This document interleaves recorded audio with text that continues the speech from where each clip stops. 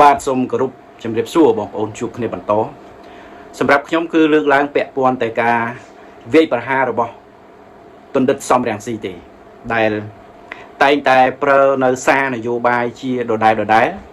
ដោយបងប្អូនយើងមួយចំនួនគាត់តាមមិនទាន់អំពីរបៀបនៃការឆ្កឹះឆ្កៀលរបស់សំរងស៊ីមកលើសង្គមជាតិយើងប្រកាសជាមានភាពយល់ច្រឡំដូចជាស្ដែងសំរងស៊ីលើកឡើងអំពីសេណារីយ៉ូនៃការដឹកនាំរបស់ប្រទេសកូរ៉េខាងជើងណាមានតាំងពីគីមអ៊ីសុងគីមចុងអ៊ីលរហូតមកដល់គីមចុងអ៊ុននាពេលបច្ចុប្បន្ននេះដែលគាត់យកមកប្រៀបធៀបជាមួយនឹងកម្ពុជាតែវាមិនដូចដែលការលើកឡើងរបស់គាត់នោះទេអ្វីដែលគាត់ខិតខំលាងសម្អាតគេណាខិតខំលាងសម្អាតរាជរដ្ឋាភិបាលដើម្បីបញ្ជាក់ទៅកាន់ថាគាត់គឺជាមនុស្សស្អាតស្អំល្អតែយុវជនដែលមិនទាន់អំពីរបបនយោបាយកាលពីអំឡុងឆ្នាំ2013ប្រកាសជាអាចនឹងមានការស្ដាប់ពិចារណាចំពោះហេតុផលរបស់សំរងស៊ីជាធៀបពិតណាបងប្អូនការបោះឆ្នោតបពុនិយមនៃក្រមនយោបាយសំរងស៊ីនេះគឺសបង្ហាញយ៉ាងច្បាស់มันអាចយកមកលៀងប្រើទ្រឹស្ដីមកសម្អាតលៀងឲ្យគេបានទេពីព្រោះខ្លួនឯងប្រឡាក់បពុខ្ញុំបញ្ជាក់ថាឆ្នាំ2013បោះឆ្នោតគាត់ឈរបេក្ខភាពតម្រាងរាស្ត្រទាំងគាត់ទាំងប្រពន្ធរបស់គាត់ហោះម្នាក់ទៀតណាញឹមសវណ្ណនោះដៃគូភរិយានឹងគេហៅភរិយាទី1ទី2ណា2នាក់ឈរឈ្មោះជាតំណាងរាស្ត្រហើយឯណាទៅភាពស្អាតស្អំណារបស់ក្រមសំរងស៊ីវាអត់មានវាមានតែទ្រឹស្ដីហើយសម្រាប់រចនាសម្ព័ន្ធដឹកនាំរបស់គណៈបកនយោបាយសម្រាប់ប្រទេសដែលប្រកាន់យកលទ្ធិប្រជាធិបតេយ្យជាធម្មតាបងប្អូនកាលណាយើងមិនយល់ពេលខ្លះយើងខឹងយើងឈឺឆ្អាលថាហេតុអ្វីបានជាដូចដែលសំរងស៊ីចោទប្រកាន់ថាការគ្រប់គ្រងរបៀបដោយបពុនិយមមិនមែនទេបងប្អូនប៉ុន្តែនីតិវិធីនៃច្បាប់កោជបបានផ្ដល់សិទ្ធិឲ្យគណៈបកនយោបាយនីមួយៗហ្នឹងគឺធ្វើអញ្ចឹងនៅពេលដែលគេឈ្នះឆ្នោតណាខ្ញុំឧទាហរណ៍ថាគណៈបកសំបីតែគណៈបកសំរងស៊ីពីមុនណាដែលឈរជាមួយសង្គ្រោះជាតិនោះដែលពេលឈ្នះឆ្នោតឃើញគាត់ទេដាក់ប្រពន្ធដាក់អីគាត់ហោហែនៅក្នុងបេក្ខភាពតំណាងរាស្ត្រជាប់ទាំងអស់មកណាហើយដែលឡែកគណៈបកប្រជាជនកម្ពុជានៅពេលដែលគេឈ្នះឆ្នោតអញ្ចឹងប្រទេសនេះគឺជាការរៀបចំក្បាលម៉ាស៊ីនដឹកនាំរាជរដ្ឋាភិបាលចេញពីគេ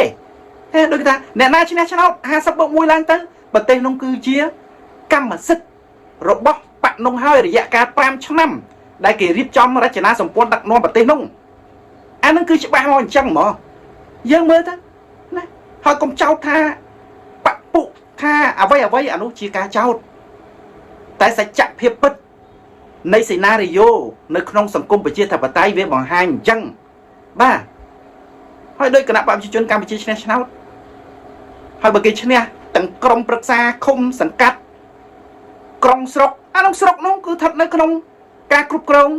របស់គណៈបព្វជិជនកម្ពុជាហើយបើក្រមប្រឹក្សាឃុំនោះបោះឆ្នោតជាប់គណៈបកប្រឆាំងអញ្ចឹងមេឃុំវាត្រូវបកប្រឆាំងជាអ្នកដឹកនាំហើយប៉ុន្តែបើឃុំនោះ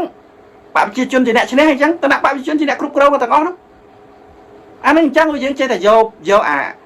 អាសេណារីយ៉ូស្របច្បាប់របស់ជាតិរបស់កោជបដែលដាក់ឲ្យអនុវត្តនៅក្នុងប្រទេសប្រកាន់យកលទ្ធិប្រជាធិបតេយ្យដោយប្រទេសយើងហ្នឹងហើយសំរងស៊ីចេះយកមកបន្លំថាដឹកនាំដោយបពុដោយអីវាជារឿង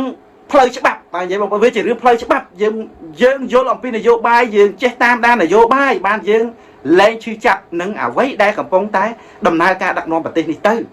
ណាចឹងបានគេទាមទារឲ្យប្រជាពលរដ្ឋនឹងចេះចាប់អារម្មណ៍នយោបាយចេះតាមដានសង្គមនយោបាយហើយកុំស្ដីបន្ទោសទៅលើរាជរដ្ឋាភិបាលមិនដែលគណៈបកណាគេឈ្នះហើយគេប្រគល់ខេត្តកពតមួយនេះឲ្យគណៈបកប្រឆាំងដឹកនាំនេះវាអត់មានព្រោះគណៈបកគេជាអ្នកឈ្នះអញ្ចឹងការចាត់តាំងសេនារីយ៉ូនៃការដឹកនាំគឺចេញមកពីបករបស់គេណាថ្នាក់ខេត្តសមាជិកគណៈកម្មការកណ្ដាលរបស់គណៈបកគេចុះមកគ្រប់គ្រងហៅថាគណៈមជ្ឈិមណាគេចុះមកគ្រប់គ្រងខេត្តហ្នឹងទៅឲ្យមានតំណាងរាស្ត្រផ្សេងទៀតដែលឈ្នះភាគច្រើនលើសលប់នៅក្នុងមណ្ឌលខេត្តមួយហ្នឹងណាអញ្ចឹងយើងត្រូវដឹងអញ្ចឹងបើតាមស្រុកគេចាត់តាំងសមាជិកគណៈបករបស់គេទៅគ្រប់គ្រងធ្វើអ្នកដឹកនាំស្រុកហ្នឹងទៅសំរងស៊ីឈ្នះក៏អញ្ចឹងដែរប៉ុន្តែវាគ្មានឱកាសឈ្នះដោយសារគាត់ចេះតែប្រើទ្រឹស្ដីនយោបាយប្រជាបឋមទេគេថានយោបាយភូតកុហកនយោបាយបញ្ចោតបញ្ជោ ធ្វើឲ្យតែប្រជាពលរដ្ឋមានការភ័ន្តច្រឡំទៅតាមទ្រឹស្ដីមនោគមវិជ្ជាបោកបិឆោតអ្នកគាំទ្រអញ្ចឹងអានេះជាគ្រោះថ្នាក់សម្រាប់សង្គមជាតិយើងហើយសម្រាប់អ្នកសិក្សាតាមដែលខ្ញុំមើលទៅភាគច្រើនគឺពួកគាត់ក៏មានការយល់ច្រឡំដែរកាលណាយើងអត់ចេះតាមដានសង្គមនយោបាយយើងអត់ចេះតាមដានអ្នកដឹកនាំ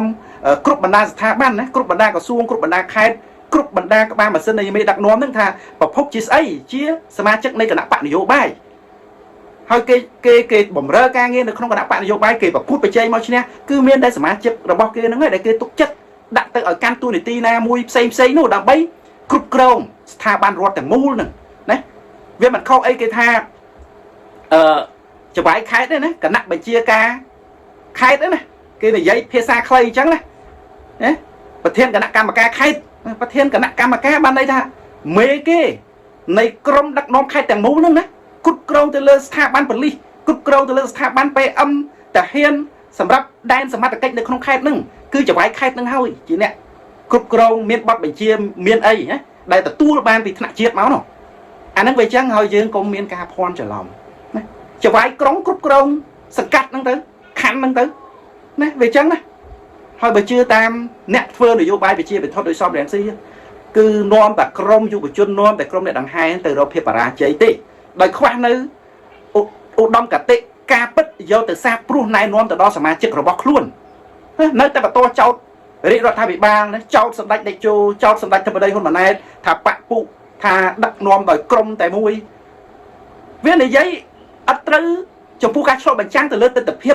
មេគានយោបាយរបស់ប្រទេសជាតិណាព្រោះប្រទេសជាតិហ្នឹងផ្ដល់ឱកាសឲ្យគណៈបកនយោបាយឈ្នះឆ្នោតជាអ្នករៀបចំខ្លួន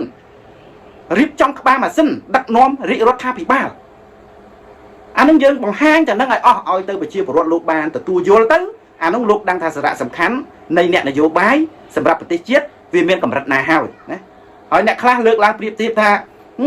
បញ្ញវន្តបណ្ឌិតមកកណោឃើញដាក់តែអ្នកបកពុឬក៏កូនចៅរបស់ខ្លួនបងប្អូនខុសគ្នាកាលណាយើងចែកមិនដាច់គឺយើងនៅតែមានការភ័ន្តច្រឡំទៅហ្នឹងវាមិនដែលអ្នកឯងទៅរៀនបណ្ឌិតមកពីស្រុកក្រៅមកគេឲ្យមកធ្វើចបាយស្រុកទេបើគេមិនឲ្យសមាជិកនៃគណៈបកនយោបាយរបស់គេទៅគ្រប់គ្រងស្រុកហ្នឹងខ្ញុំឧទាហរណ៍អញ្ចឹងណាវាមិនដែលសុកគេឲ្យអ្នកឯងទៅដឹកនាំក្រសួងណាមួយទេអ្នកឯងជាបណ្ឌិតក៏ដោយទៅរៀនដល់ណាក៏ដោយគឺជាមន្ត្រីបច្ចេកទេសមកណែនាំមកបង្ហាត់សមាជិកឬក៏អ្នកបម្រើការងារនៅក្នុងស្ថាប័នឬក្រសួងនោះតែប៉ុណ្ណឹងបើអ្នកឯងមិនមែនជាសមាជិករបស់គណៈបកនយោបាយដែលឈ្នះឆ្នោតអ្នកឯងមានជំនាញខ្ពស់ជំនាញខ្លាំងទៅគឺគេបកគលទូនីតិឲ្យខ្ពស់ទៅតាមចំណេះជំនាញប៉ុណ្ណឹងទៅអានឹងយើងត្រូវដឹងកាលណាយើងមិនដឹងយើងនៅយល់ច្រឡំរហូត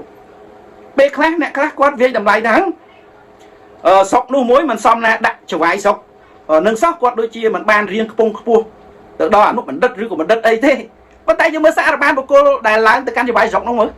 ណាអតីតគាត់ចាប់ផ្ដើមចូលរួមជីវភាពនយោបាយជាមួយគណៈបកដែលឈ្នះឆ្នោតតាំងតែពីគាត់អាយុ20ឆ្នាំឬក៏អាយុ25ឆ្នាំម្លេះហូតដល់គាត់អាយុជិត40អីចឹងទៅគាត់បានទៅធ្វើជាចវាយស្រុកហ្នឹងទៅអានោះគឺគណៈបកគេមើលឃើញ